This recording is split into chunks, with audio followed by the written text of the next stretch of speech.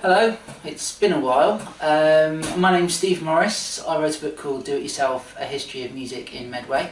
Every now and then I do interviews with musical luminaries from around the Medway area, and today I'm talking to Luke Bailey, and this is said Luke Bailey.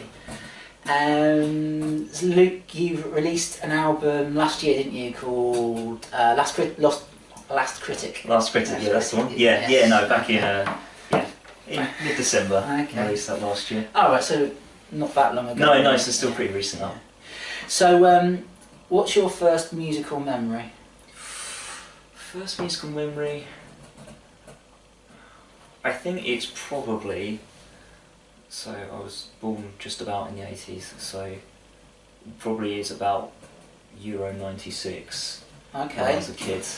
Three lines Well, on three my shirt. lines. Okay, Yeah, right. it probably is. That is one of my main musical memories. Okay. Was that what got you into music, or? No, I don't think it's quite what got me into music. I remember I did sing it when I was a kid. But yeah, I don't think that's quite what got me into the music buzz and got me playing as such. That's the first sort of song that you remember? Yeah, that's the first sort of song I remember as a kid. Okay. Okay. So what was it that made you think, oh, well, I might give this a go, I might pick up a guitar, or whatever? Probably picking up a guitar would have been, I was probably about 14 or so, 14, 15. Was very obsessed with the time Red Hot Chili Peppers. Okay. So it would have been John Frusciante, the guitarist there. Right. And sort of that what's inspired me to pick up the guitar first of all. So when I first picked up an electric guitar, I had a guitar teacher for a few years. Sort of taught me some of the basics. Took me a while to get into it, I'd say. I did a bit more solo playing to begin with. It took me a while to get into it, but then it sort of finally clicked when I started playing more chord-based music. Started to sing along with the music a bit as well. Yeah. Instead of singing along with guitar as opposed to just playing solo stuff. And that's when it started to click a bit more, I would say. Okay. Yeah. Do you remember the first song you wrote? First song I wrote, would have been a really, really grown-up, mature song about my budgies at the time. And it was just a few power chords and singing a very cool and response song about two of my budgies. Okay. Yeah. Right. Yeah. Sometimes gets pulled out at gigs occasionally. Okay.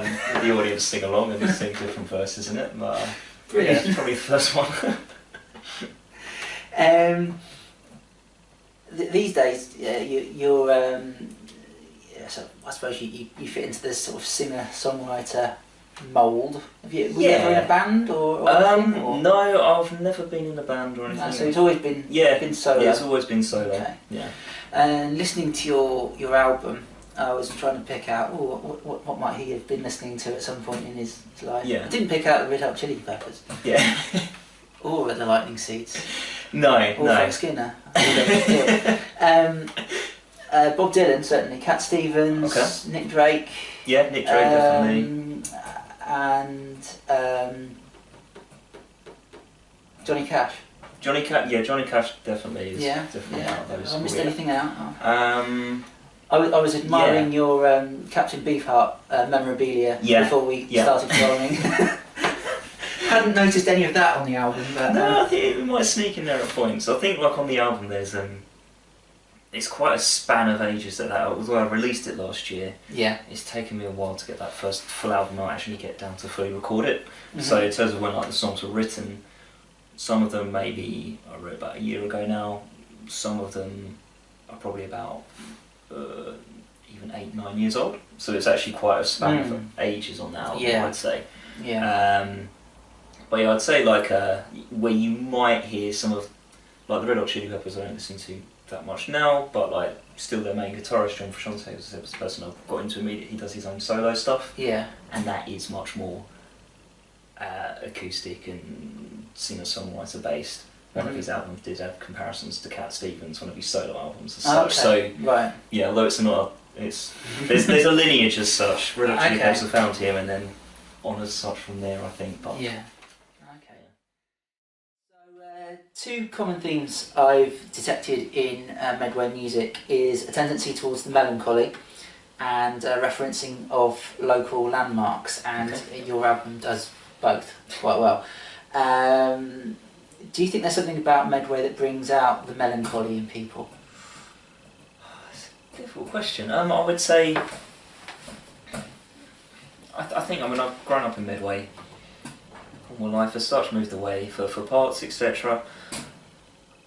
I think there's always a sense of like, oh, you grow up here, but then a lot of people say, oh, I'd move out of Medway at some point. Yeah. But there's something that's sort of drawn me back in as such, but no, I think you do sort of see that in the towns. But I think it's sort of, as I sort of lived here longer, grown up, I think realised that actually there's lots to be proud about of Medway. It's got its bad points, it's got its good points, like everywhere else in the world. So yeah, I think it does bring it out. The melancholy does come out of Medway, but okay, yeah, because Same Old Way.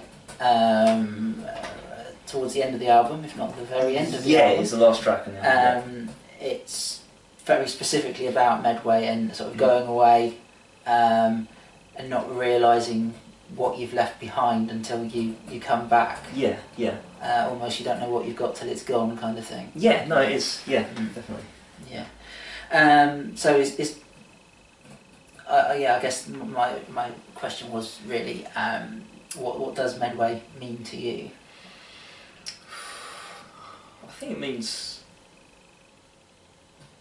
a lot to me. I don't think I'm tied to Medway forever. I don't think I'm not necessarily never going to be here or prison here and such. But I think it does mean a lot to me. I think as a sound over time, I think it's just I've sort of got more connected to the area in a way. Mm-hmm. More happy to write about it with music and stuff, and it definitely has an influence. I'm just always intrigued that so many singers, songwriters, bands, or whatever, mention specific places. You mentioned Rochester, you mentioned Station Road in Rainham. Yeah. I come from Gloucester. I've never heard anyone sing about Eastgate Street in Gloucester or anything like that. I'm always intrigued as to why people from around here just feel obliged to write about Chatham High Street or. Yeah, I don't know. It's nice. There's a lot of histories there. I mean, like you've got obviously like the dockyard where Chatham Dockyard, where it's all like the towns are formed around as such. But yeah, there's sort of a lot of history in there. There's a lot of like interesting places in the area, and I think it is that. I think it is part of it because Medway is sort of sometimes looked down on a bit. It's nice to sing about it and remind people that actually no, it's okay here. There are definitely interesting parts here. It's got its good history to it and stuff. So there's stuff to sing about. Yeah.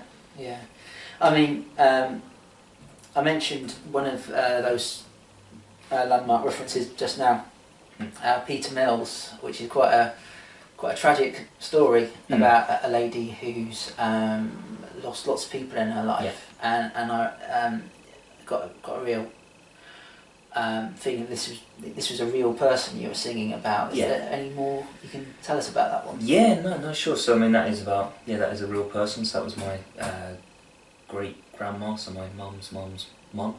Okay. She only passed away actually only a couple of months ago now. She was 98, so around for a very, very long time. So she grew up during, sort of her young adult life would have been during like World War II and that. So it's very much just a story about her sort of like young life, which you say it's quite a tragic sort of like early life and stuff. Perhaps helped her keep going all those years, I think. So there's various people pass away. No, like she would have been, by the time she was 22, she'd already lost her first husband and her first son. So Peter Mills is the name of her first son. He's actually so he died when he was 16 months. So he's actually buried up in the churchyard in Rainham. Okay. So she used to go up there and visit him every Christmas, and that's what the last verse talks about, going to land flowers at his grave every year. She'd go up there every year and keep doing that. Okay. All those years later. And elsewhere in the album, it feels like a very confessional piece as a whole. There's lots of stuff about lost love and missed opportunities and that kind of thing. You've got a rather poignant story about a cat being acquired by one person and not really being missed by the neighbour. But I sort of get the sense that your music is a big a source of release and unleashing of something of you know, your way of being connected with the world, I guess. Yeah. Is that true? Yeah, no, I think so. It's not just I want to be cool and in a band. I want to, you know. No, definitely. No, I get what you're saying. I think like when I first started writing lyrics and stuff, like many years ago, I tended to focus a bit more on like creating stories outside, like fictitious stuff, so stuff outside of my life. But then I think over time, I came to really appreciate listening to artists and stuff where they are properly singing about stuff that is obviously very genuine to them and stuff. And I think I'm kind of more inspired by that type of thing. And I mean, Daniel Johnston is someone I particularly admire in his sort of music. And so sort of, I think a lot of the lyrics, they're all quite personal to me. There's a couple of like more like story based about other people and stuff I've written. But generally they are about stuff written about myself. And you sound like on the confessional point there. So my mate I was recording the album with, it's Lost Critic now, but it did have like the working title of Lost Love, Pets and Cartilage. Last one reference to my dodgy knee. Yeah, so. Yeah, because I picked out that there's a couple of songs on there referencing running. Yeah. Last Critic being one of them, the other one, This Is the Place. I think, Yeah. So you're a runner as well, or what? Yeah. I was formerly a runner as such. So I'd say that those are the sort of two biggest passions I've had in my life. It's the running and the music. Unfortunately, the running doesn't work quite so well now. Yeah. So I've just had to sing about it instead. Yeah. So. Fair enough. Yeah, that's good. Who else around Medway do you like listening to? Who have you seen at gigs? Whose albums have you got? I've seen an awful lot of people around, but there's still an awful lot to see. Like it's funny, even though I go to gigs fairly regularly, there's still a lot to see. So I'd probably say, I really like listening to Rachel Lowry, Chris Willer, both two acts who really sing about Medway an awful lot. Certainly, even more so than I do in my music, definitely. Yeah. So I really like that about their music and stuff. Very raw. It's something. It wouldn't be. It's not music that comes from anywhere else. It only comes from Medway as such. Been listening to a band called Wax Collector a lot as well of late. So Nick Hughes. Yeah. I've had him play down the acoustic night at run, but really fantastic, really very. Yeah, just very different sort of music and like really songs that really like just stay in your head as such. I often sing those. Yeah. Went to the David James Rumsey band and Kelly Stanley at their album EP launch recently. Yeah. So listening to those two albums as of late. So both really good again as well. So a lot of melancholy in there as well. Yeah, a lot of melancholy in there as well. Definitely. Yeah. Yeah. Okay, great. So you run the acoustic sessions at the Oast House in Rainham, don't you? How long has that been going? So it started in June 2014, so pretty much 5 years now. Okay. Started the acoustic sessions at Oast House Theatre then, and kind of started it up as I'd sort of just come back from university at the time, and I wanted to just try and start something up in Rainham. Rainham there's not like loads of different music stuff going on in Rainham. There's quite a lot going on in like Rochester, etc. So I wanted to create an event in Rainham really. Yeah. So I think I've been particularly inspired. There was when I was living up in Oxford for a year, there was a place called the Catweasel Club. Okay. And it was just like an open mic, but like the bloke who'd run it was run like in a community centre, but he obviously run it very strictly and obviously drilled it into people over the years that you come along to this open mic, you sit and listen to the act. It's all about the music as such, it's all unplugged and everything, so you sit there in silence and watch the act. You don't leave as soon as you've played. Yeah, you don't leave as soon as you played and all that type of thing as well. Yeah, you are there for the whole thing. And actually, like there was a lot of the audience, it wasn't actually just, because a lot of open mics you go to, it's just the acts listening to each other and getting up and playing in a circle as such, but this one there was about 70, 80 people they would sometimes have in this community centre, where it's a lot of just pure audience members there as well, which is really cool to see. So I was quite sort of, I really liked what they had going on there. I wanted to do something kind of similar in Medway. I wasn't sure about running an open mic, can be a bit hit and miss I suppose with open mics. And I kind of as well wanted to kind of like help with the transition for acts between open mic and doing like a full gig. So the idea of doing the sessions as well, like 4 acts on, play about 25 minutes each, It's like at open mic you might play a couple of songs, at a gig you've got to play 60 minutes, 2 hours and stuff. It's quite a big gap in between those two. Yeah. So I kind of wanted to, the idea is going to be more for developing acts who are kind of in between open mic and doing a full gig and stuff. So that's what I kind of wanted to do it as. So it's a good place to listen to music, but it's also good for the acts as well as a bit of a test and a bit of a help step up the ladder as such. Yeah. Yeah, great. Any particular highlights you remember? So I'd say some of the... Oh, it's really difficult. Some of my favourite ones have been... really, I've really enjoyed the last couple of sets that David James Rumsey's done down there. I think the work he does really suits that completely unplugged sort of vibe. I think he works really, really well there. Actually, an act I had down from London, because it's surprising actually the amount of people who sort of like contacted and come and play is, it's really amazing. So an act called BT Booker, just a solo folk artist and stuff. She kind of got sort of like that operatic quality to her voice as well, but really good personality, really good sort of talking to the audience, and really brings you into the act as such, and it's really, really good. Trying to think, and I think over time I've sort of talked a lot about like more like solo acts there, but there's been quite a few sort of like different bands have sort of actually started to come along now. Like I had a few members of Green Diesel, who are a Hampshire folk band, come down and play one time. That was amazing, and I mean like Kelly Stanley played recently with a whole group as well. So there's it's just even like whole bands starting to come down as well now. It's really cool. It's really good. You were saying before we were recording about some trombonists. One of the staples of the acoustic sessions is 3 old boys who come along every Christmas and play Christmas songs for us. So what's their band name? The Trom Gnomes. The Trom Gnomes. Yeah, the Trom Gnomes. Yeah, Okay. yeah. So I mean, their band leader Steve Parkin, he plays in a band called The Parkin Lot.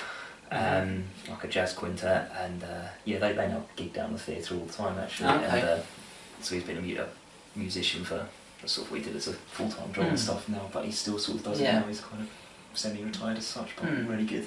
Because it's quite a nice little intimate venue, isn't it? It's only a 70-seater. Yeah, 70 seats. Like that. So it's quite a nice little atmosphere that's going on there. The time I went, the one time. So Sorry, it's still been going for a while yet. There's more opportunity to come along. That's good. That's good. So when's the next one? When's the next one? So the next one is Saturday, 6th of April. Okay. Brilliant. Excellent. Who's playing?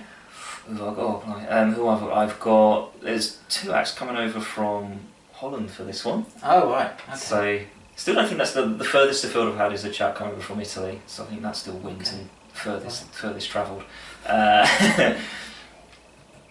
a couple of acts coming over from Holland. Timo de Jong and Ruud Feiten. I probably won't say their names right. I sort of corresponded by email.